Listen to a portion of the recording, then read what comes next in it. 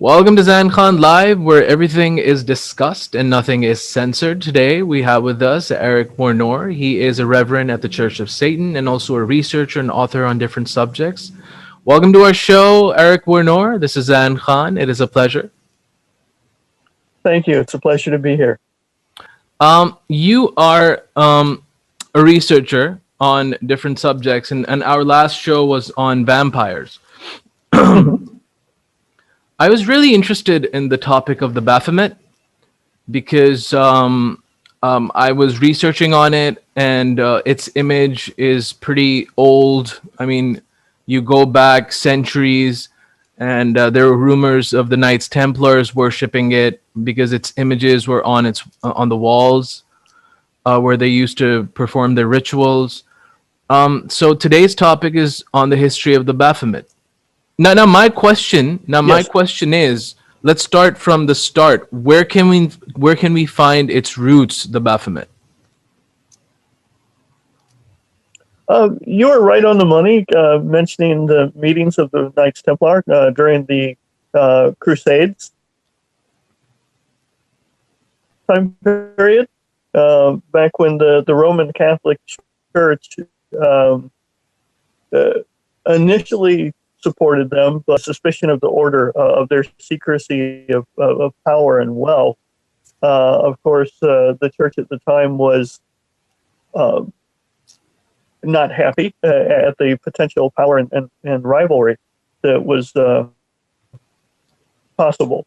You know, as they grew from being the pauper knights to one of the most wealthy and powerful organizations that no one challenged because everyone loved them at the time because they were defending Christendom. Um, this was touched upon in Dan Brown's Da Vinci Code, starring Tom Hanks in the film. But it was a novel before that. Um, you know, we've seen this illustration most famously with Eliphas Levi's works. Um, and then of course it came up again in pop culture in the 1970s and in the year 2000 by H.R. Giger with his nightmarish artwork. Brought it a little more into the forefront, and that's how some people know of it today. We've also seen it in the works of Aleister Crowley. Correct. Yeah, he and the correlation between the two figures. You talked a lot about the all begetter, the all devourer, merging the metaphysical with the physical.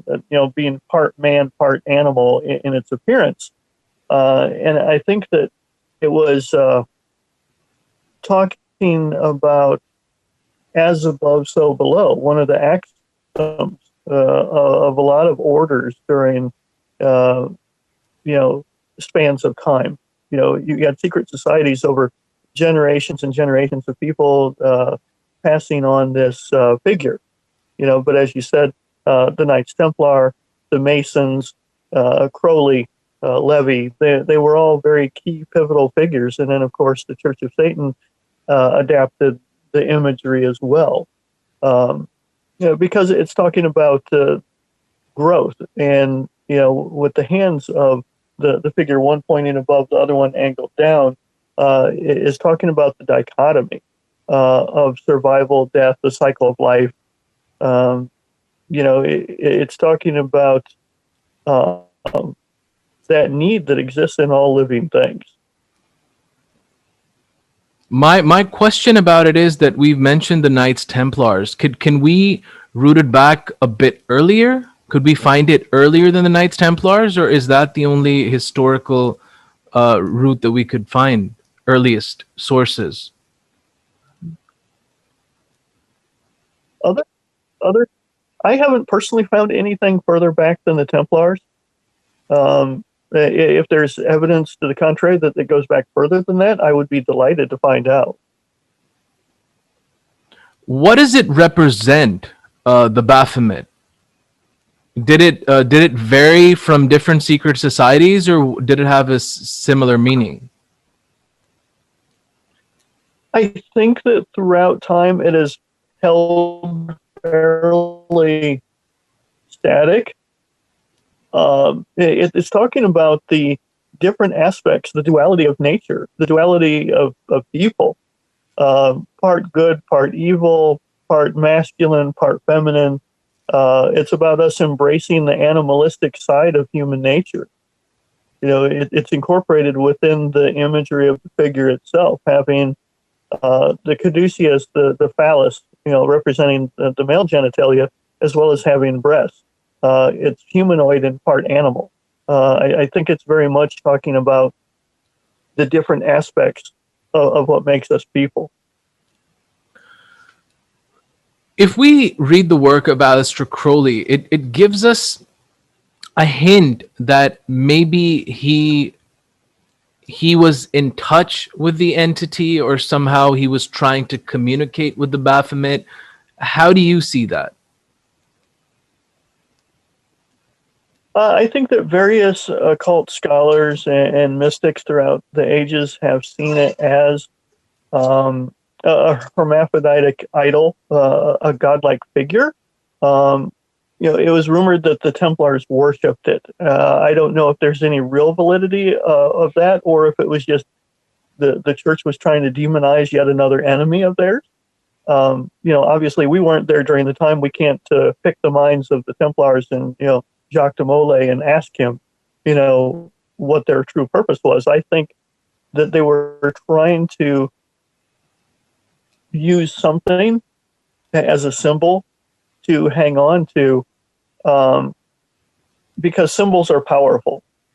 It's why, nations use their flag during military maneuvers, or the church has the cross. Witches have the pentacle. The Satanists have the Baphomet symbol that we've kind of refigured. Symbols are powerful, potent images that give us something to focus on. And I honestly think that that's pretty much all it was. I don't think it was as deeply metaphysical. But then again, I'm an atheistic skeptic when it comes to that. I have to be as a researcher. But as far as where their head is throughout the different time periods, I don't think that it was seen as a purely metaphorical thing until probably the Freemasons and further.